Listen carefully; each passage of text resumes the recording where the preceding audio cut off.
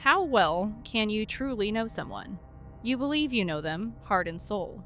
You know their patterns, their ways of thinking, their behavioral traits. But can you really know what's going on deep inside their head? The case I have today is one of the most well known and most disagreed upon cases in recent history: the death of Kathleen Peterson.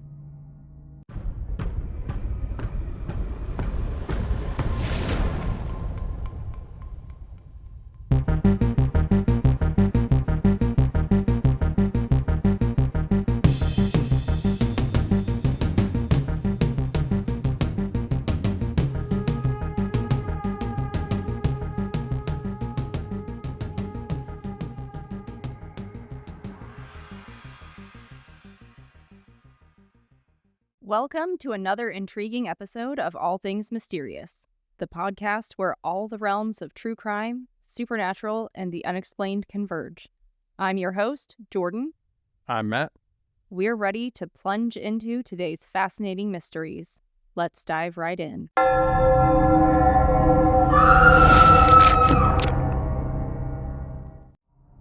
It's a cool December night. You and your wife have some alone time before you need to head to bed. So you decide to have some wine by the pool and talk about life. After a couple hours, your wife decides to head to bed before you do so she can wake up in the morning to work. You stay up a little longer, smoking a pipe, then head inside. But immediately, find your wife in a pool of blood at the bottom of the stairs, barely breathing, and call 911. It appeared as though Kathleen had fallen down the stairs, and Michael Peterson said there were 15 to 20 stairs when she'd fallen down in the 911 call.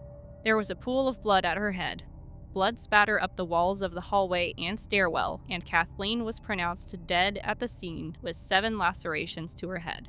Michael had some blood on his shorts, but there was no blood on the ceiling. This one really sounds familiar. This wasn't from too long ago, was it? It's from 2001. However, it's a huge case. It's huge. There's a Netflix documentary on it called The Staircase. I know I've watched it. I know a lot of other people have. It's very well known. It's hugely disagreed upon, talked about. It's huge. This may be a spoiler. This maybe just made me conflate in 2 different cases, but is this the one where they suspected he killed her because he had a mistress? Not a mistress. The name sounds familiar, but I just can't. Pretty sure I've heard this before, but I can't remember. Although definitely they did suspect him, for sure. I don't know. We talked about this before, and when a spouse gets killed, it's usually the other spouse, but it's already not looking good for him. So Generally, it doesn't. After an autopsy was performed and blood spatter analyzed, authorities were certain that Kathleen had been murdered, and obviously Michael, her husband, was the culprit. But they couldn't find the murder weapon, which they decided, based on the lacerations, was a fireplace blowpoke, which they did eventually find and test, but it did not have her blood on it. The theory was that Kathleen had found out Michael had been cheating on her with men, and either they had an argument about it or Michael just didn't want her to know at all. So he attacked and killed her at the top of the stairs, trying to make it appear that she had fallen by herself. okay, so that's what he's claiming, is that she just fell down the stairs. Correct. And obviously they know that's not what happened. So they say. If they're saying that it's a firewood poker, I'm pretty sure they would have kind of evidence that it was. So Kathleen's injuries were interesting. Technically, the ME found that she had lacerations, and they believe it was blunt force trauma. But the interesting part was, like, her skull and her brain weren't actually damaged. Just a bunch of lacerations. She also had a bunch of cuts and stuff on her arms and legs, and all of them found that really sketchy. They were like, there's no way when you just fall downstairs that you're going to have all these cuts and there's not going to be all this blood everywhere.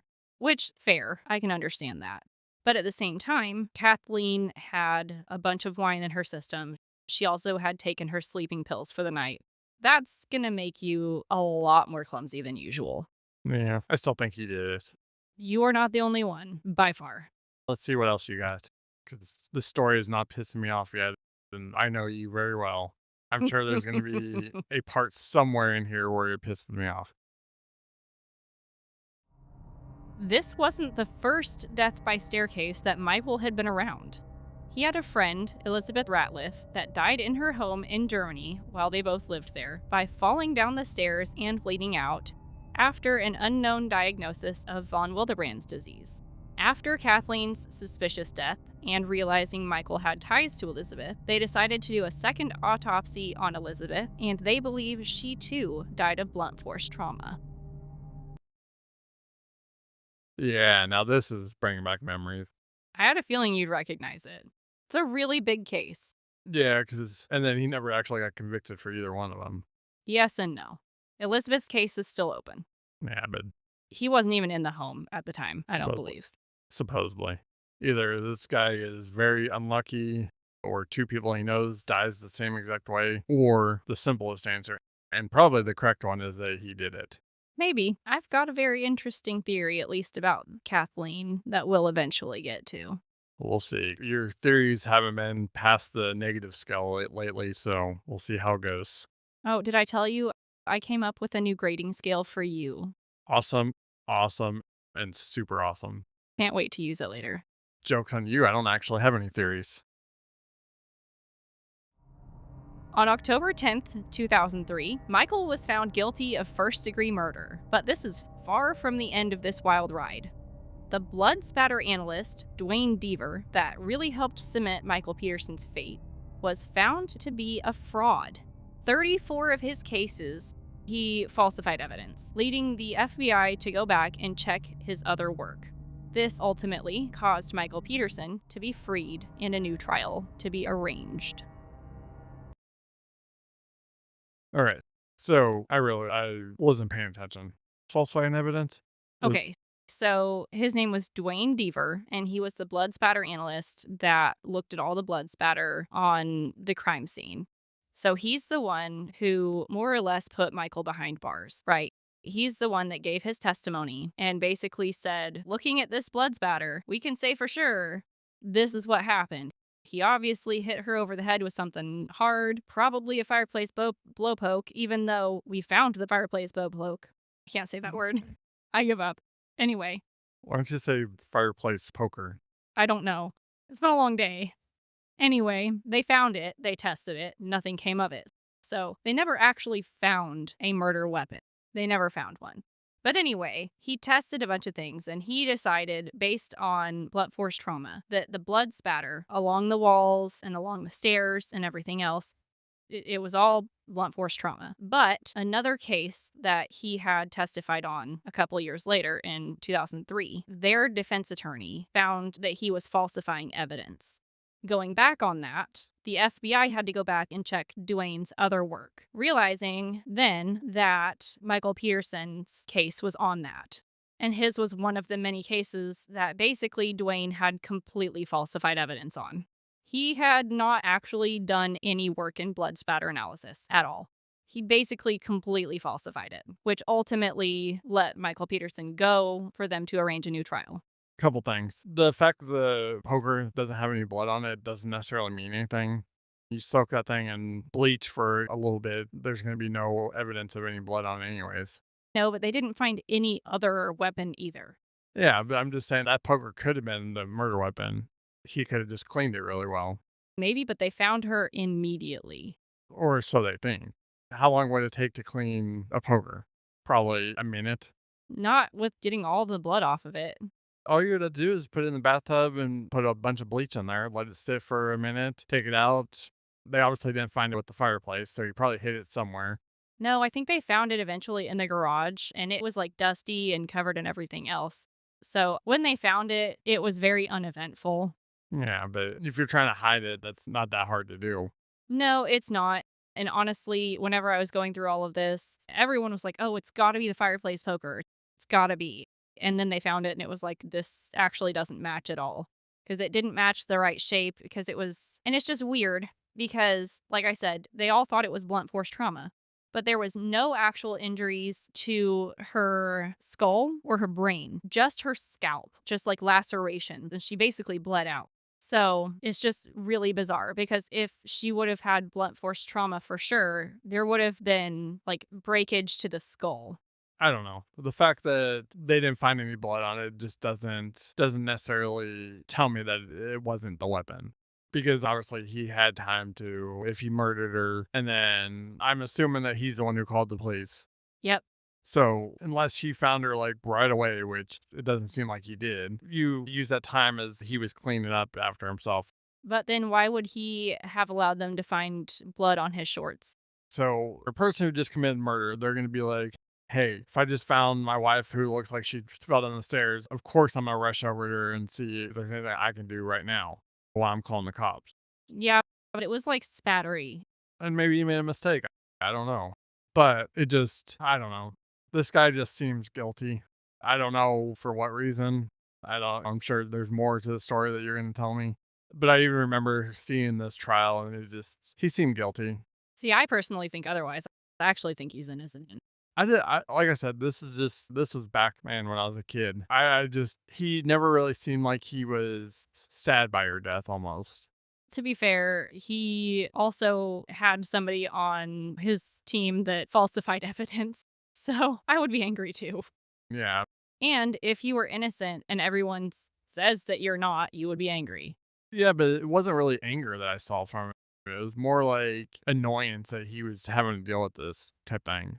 And again, take this for a grain of salt because this is all from my memory from 23 years ago now. It's been a long time. But I just remember thinking, even as a kid, because that's one thing I'm getting back now is that this was a highly publicized case. Very highly publicized. And I remember seeing news stories. Because if I remember right, when did this actually happen? 2001, What? Yeah, but when? December. That's why. Because it was right after 9/11. And sorry, when the 9/11 started dying down a little bit, then this came up. And that became like the national focus. It was really big. And then the trial happened in 2003, and then it popped back up in 2017. Yeah, I don't remember the 2017, but I don't know. I just always got the feeling that he was guilty. It seemed a lot like the O.J. Simpson thing. Obviously, we know he did it. I don't know. Personally, I don't think that he did. Granted, I will tell you, this is not something I suggest, but I did actually find the photos of Kathleen's body, which is not a pretty sight. Do not recommend that. I was actually looking for just the pictures of the blood spatter. Ended up finding those. Not pretty, but just like I could see the way that she had fallen, and I could see that totally happening. Especially, frankly, if you're a little wine drunk. I could see that happening, especially if you're anything like me. I have no coordination, Yeah, but so here's the thing. especially if you've taken some sleep meds too. Yeah. But she's lived in that house for how long before this happened? And that doesn't mean anything. You've seen me literally trip over sunlight. Yeah, I know. But what I'm saying is she probably drank wine every night because usually wine drinkers, they drink wine every single night. I've never seen a wine person drink wine like once a month or something. It's usually every single night. I'm a wine person. That explains a lot. But my point is that she probably drank wine constant, at least once a night, let's say. It probably wasn't the first time that she took sleeping pills with the wine. I mean, true, but it only takes a second to slip. Yeah. But the odds of that happening just seem too convenient to me. I don't know. That just doesn't make sense to me. His kind of demeanor during the trial didn't really make sense to me. It just always felt off. Like, even this was back when I was, God, 13, 14 years old. A youngin'. Yeah, even I could feel something was off about that. But there's too many things that don't make sense to me in this. And the fact that his friend dies the same exact way, that is too big of a coincidence. The fact that two people he knows very well die in the same exact manner.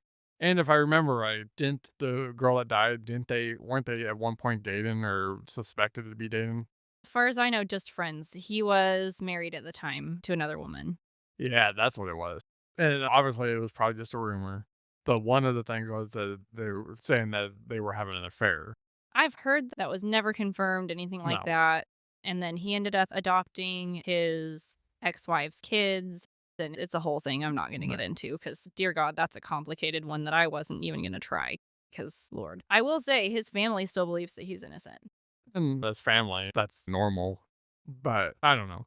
And I'm not sitting here saying that he's 100% guilty because I don't know. But it's just too many oddities that don't make sense to me for him to be innocent. Not saying that he's not innocent, but I'm just saying too many oddities. I have one theory that might blow your mind on this one. Maybe, Aliens. maybe it's not alien. It's always aliens. So, after all of this happened, in 2017, they had their new trial, and Michael entered what is called an Alfred plea. Basically, an Alfred plea is an acceptance that there is enough evidence to convict you, but you still maintain your innocence. He was sentenced to 86 months in prison, but because he had already served 89 of them, he was let go to be free. Okay. So I know the justice system is fucked, and a lot of people take plea deals, basically get out of prison early or blah blah. However, and of course, I've not been in this situation, so a lot of things, I don't necessarily know how I would react. I just know how I think I would react, and I don't think I could ever plead guilty. That's the thing. An Alford plea is not pleading guilty. You're still maintaining your innocence.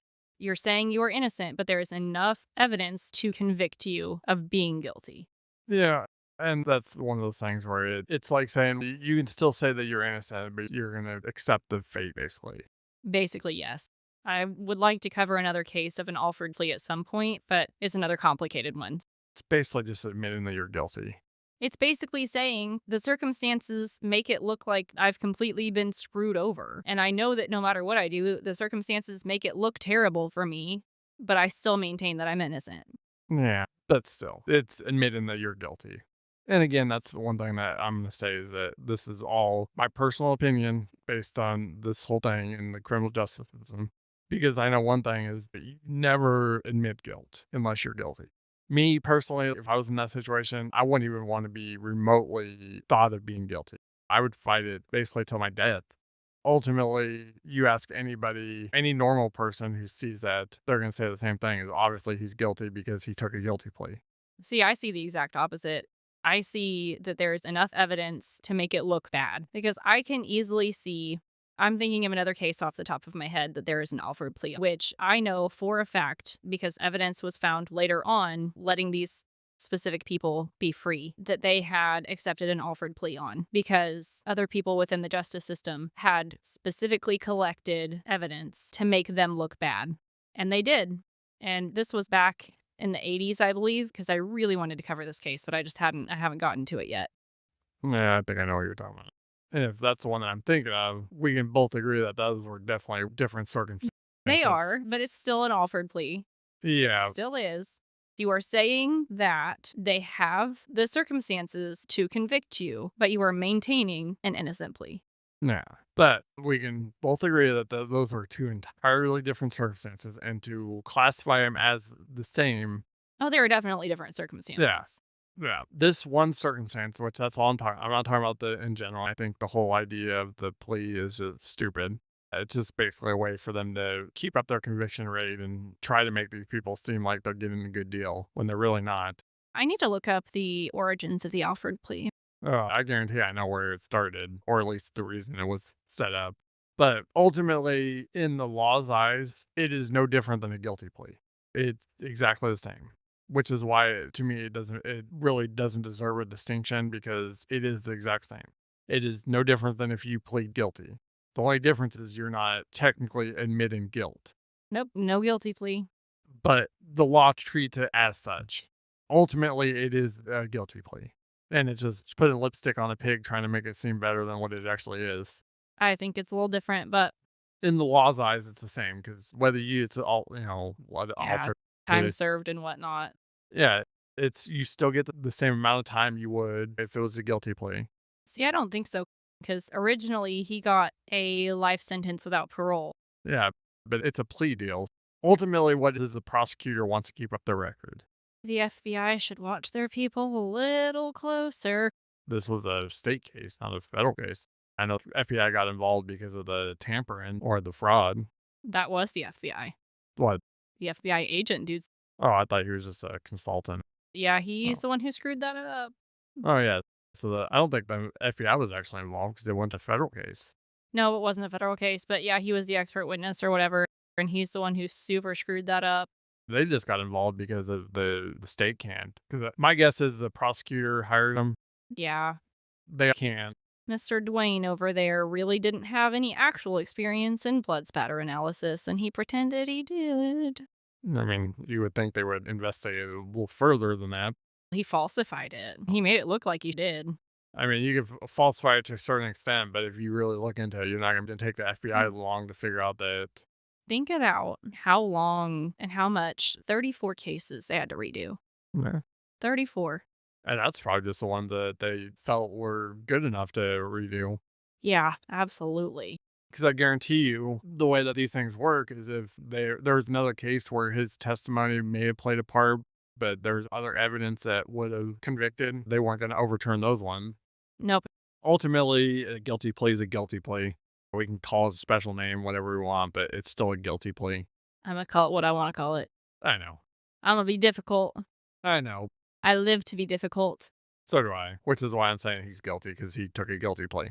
I still think he's innocent. That's just me, though. Yeah, Not you. I'm as most of you know, I usually enjoy taking down Jordan's theories. This one I'm gonna enjoy. 'Cause I think honestly, this is the first case that we've done where we've actually been on opposite sides. Because we are really on opposite sides Yeah. on this one. Oh, 100%. And I usually like to take Jordan's theories down just for the fun of it, because it's fun. This is true. I can't wait to have your episode, though, because I have a whole new grading scale in my head, and I'm excited to use it. It's okay with as many episodes as we're recording that you'll probably totally forget by the time we're. No, I've had this in my head for a week now. I'm using it. It's okay. I'll just cut it out. Thanks, buddy. All right, so you're going to like the first one, obviously. Michael killed Kathleen.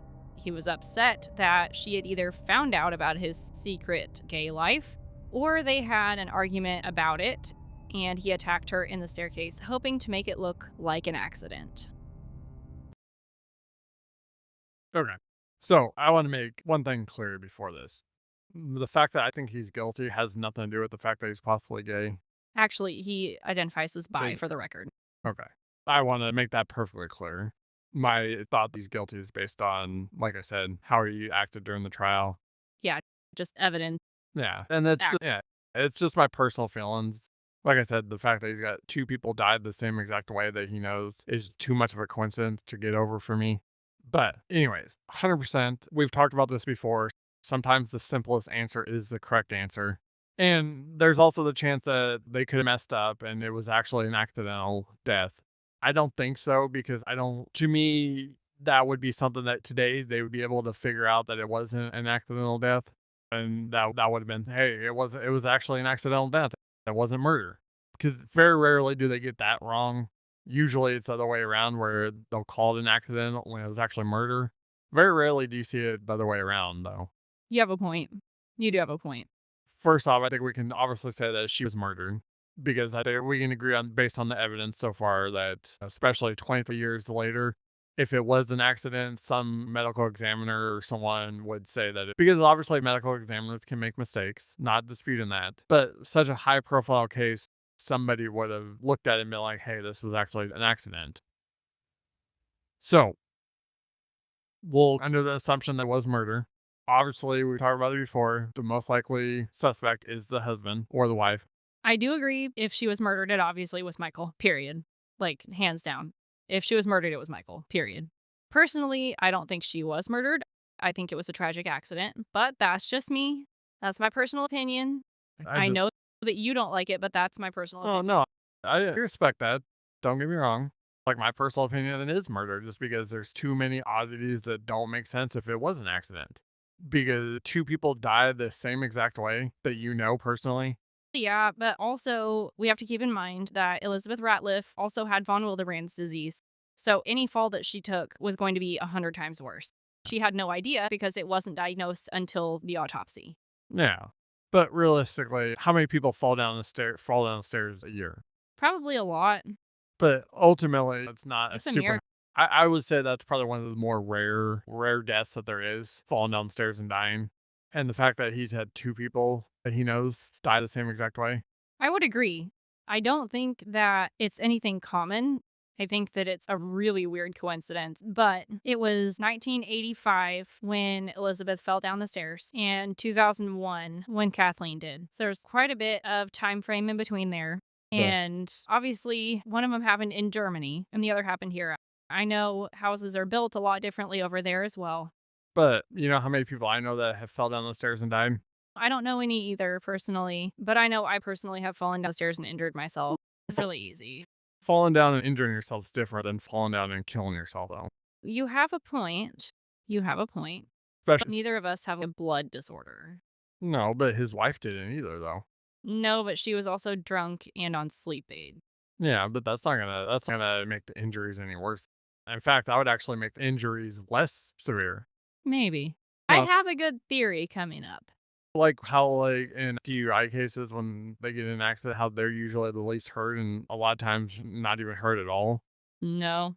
It's actually a thing where, and the reason is, especially in car accidents, the reason why you actually get hurt is because you tense up. Oh, yeah, that makes sense. And since drunk people have less reaction, they don't tense up. So if she was drunk, falling down the stairs, she wouldn't actually get hurt as badly as she would as if she was sober because you can't, your reaction is way slower. So by the time you actually react to you falling down the stairs, you're going to be at the bottom of the stairs. And actually, surprisingly, our bones and stuff are pretty strong until we tense up and put pressure on them. That's true. Because I've been rear ended and I just barely saw it happen the last second. And God, that hurt. That's the thing. If you ever been in an accident where you just didn't see it coming, you're not going to get as hurt as you would as if you saw it coming and you tensed up. So that's why I don't think it may have contributed to her falling down the stairs, but I think it would have done the opposite and she wouldn't got hurt as bad if she fell. Yeah, but does it matter on head laceration? That's the other thing that doesn't make sense to me. Because if you're falling down the stairs, how'd you get lacerations?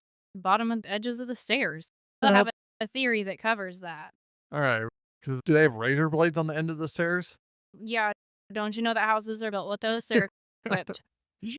I mean, it just doesn't make, because it's just wood. It's not like it's anything sharp. And that's a lot of the reason why they convicted him as well. They were like, this doesn't make a lot of sense. And then depending on what kind of stairs it have, they could just be fully wood stairs, which usually those have rounded edges anyways, so no Mhm. sharp parts there. It could have been carpeted. I believe they were wooden stairs. And then they also have the other option. Maybe they had one like the carpet runner along the stairs where, the edges are wood.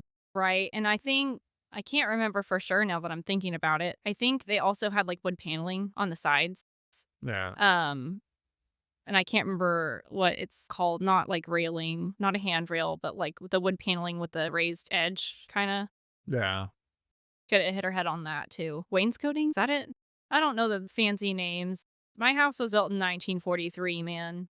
My main point is that I don't think something like this is okay. Okay. So my main point is there's nothing on those stairs. And I could be totally wrong. This could be one of those weird, like twisted serial killer houses where it has friggin' or it could just be really old. I don't know. But usually there's nothing sharp that could cut you on the stairs. And then I would have to see the actual photos of a crime scene.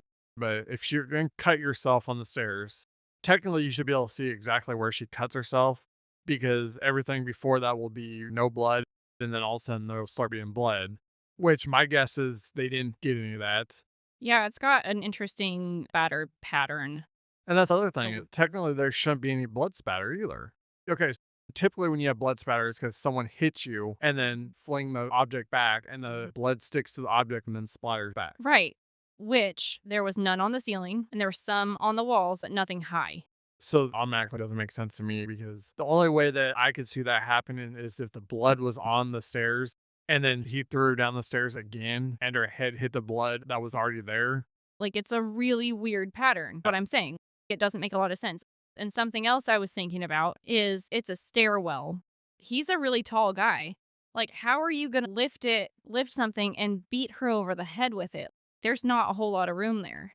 There was obviously room and he had to have made it work, but I don't know. I don't know how it works. But anyway, I have a theory that's going to cover all of this To when me, we get there.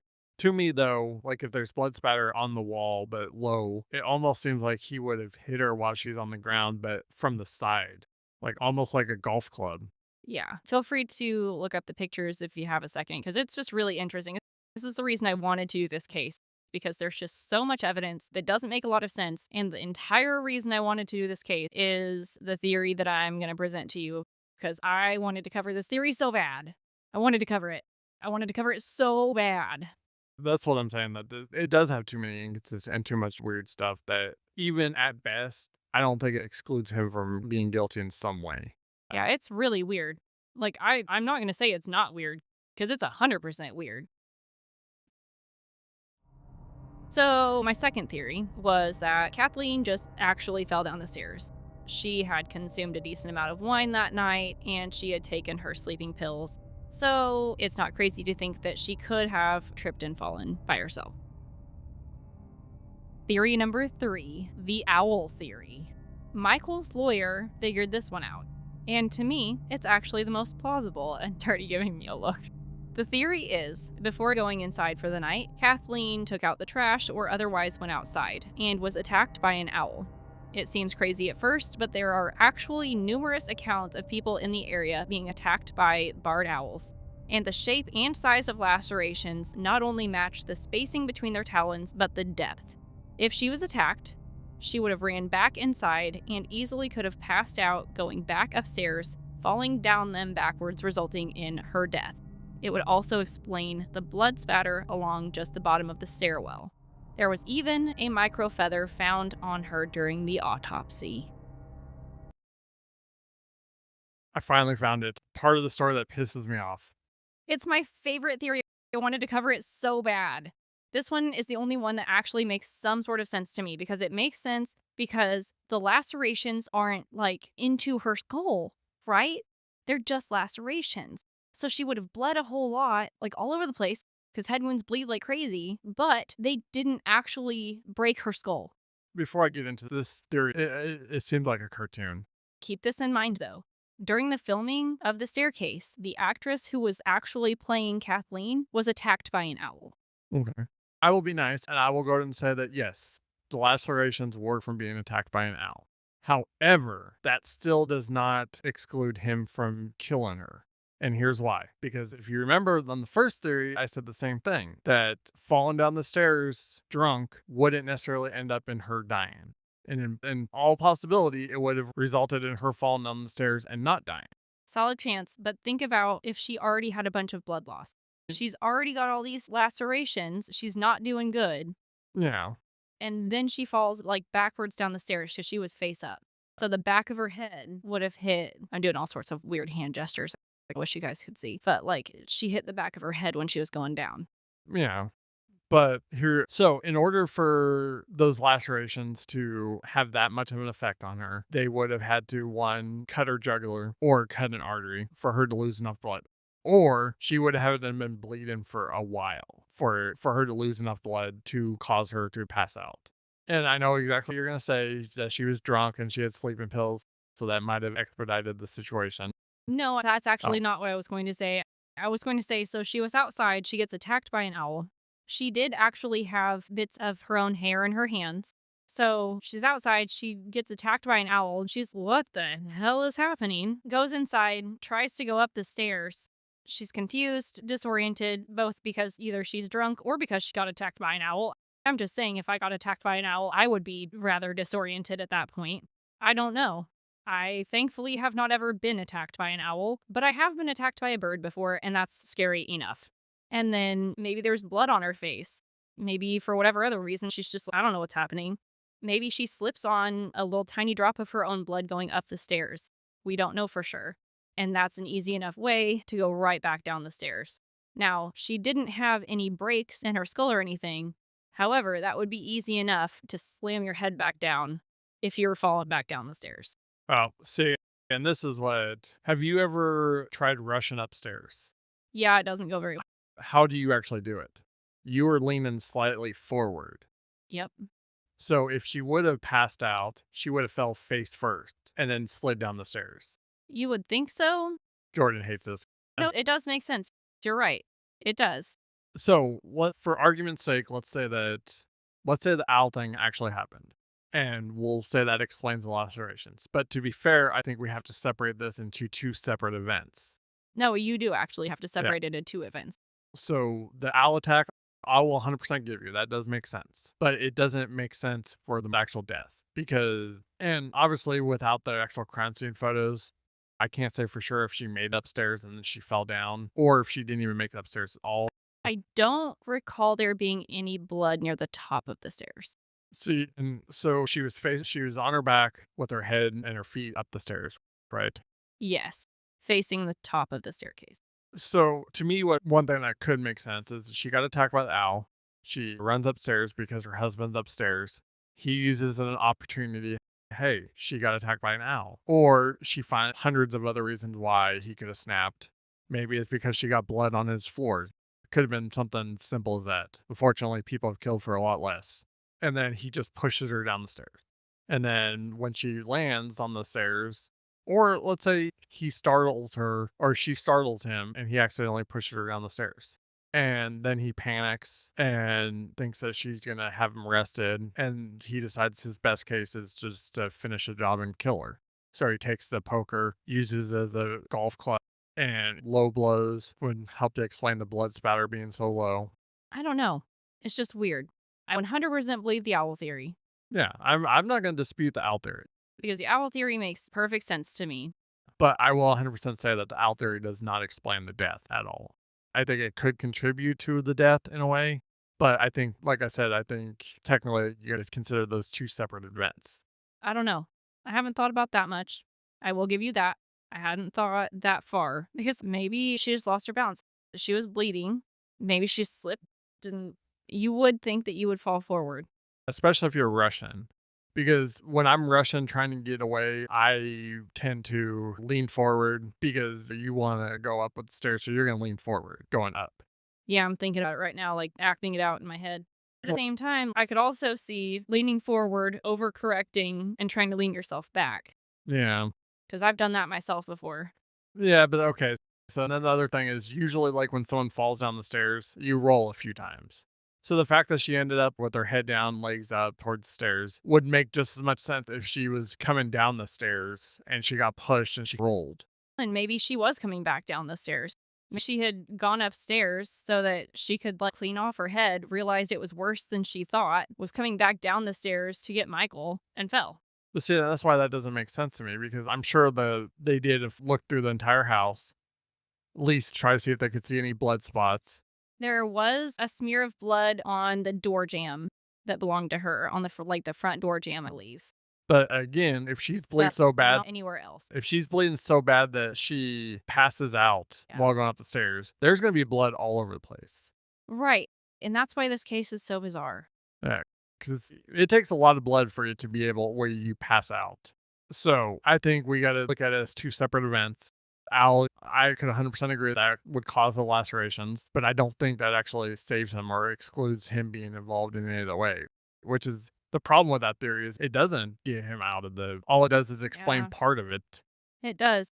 It's just weird to me because she doesn't have any other injuries. She has the lacerations, but she doesn't really have any other blunt force trauma. What was the official cause of death? Technically blunt force trauma. So she had blunt force trauma, but she didn't have any actual breaks in her skull. It's weird. Yeah, blood force trauma. So she hit her head really hard, but she No. didn't hit it hard enough to break it. No. Like I said, blunt force trauma is one of those things that kind of doesn't really exclude a whole lot because you can get blunt force trauma from falling on the ground, Yeah, exactly. falling, hitting your head on a rock. And not all of the time has a crack in the skull because you can die from just hitting your head without breaking your skull. Yeah. And that was exactly what happened. Like she fell and she had all these lacerations and she had lacerations on I believe like her arms, but she didn't have any other further injuries. Yeah. Like I said, I think it does explain the lacerations, and I will give you that it does explain the laceration. I was so excited to cover the owl theory. You have no idea. I was super stoked about it. But I don't think it actually helps him in any way. I don't think it excludes him being involved in her actual death. I think it's one of those theories that kind of explains part of it, but it doesn't explain enough of it. Because either way, he could still be involved or he couldn't be. It doesn't exclude him from being involved in her death. Yeah. It might be one of those cases where we just never know. Yeah. It's probably gonna be, but ultimately I will give this theory an O plus for owl. Creative. Thanks. So, did Michael do it? He maintains he's innocent all these years later. His family believes it wasn't him. But can you truly know a person? Can you know their motives inside and out? Can you know truly if they will commit murder to protect a secret?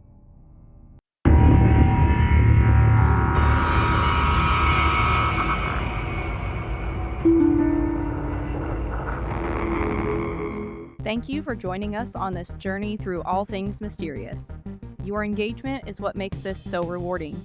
If you've enjoyed uncovering these mysteries with us, please show your support by liking, subscribing, and following us on your favorite listening platform. For more intriguing content and ways to stay connected, don't forget to check us out on our links in the description below. Your involvement is the key to unlocking more thrilling mysteries. As always, we keep you guessing.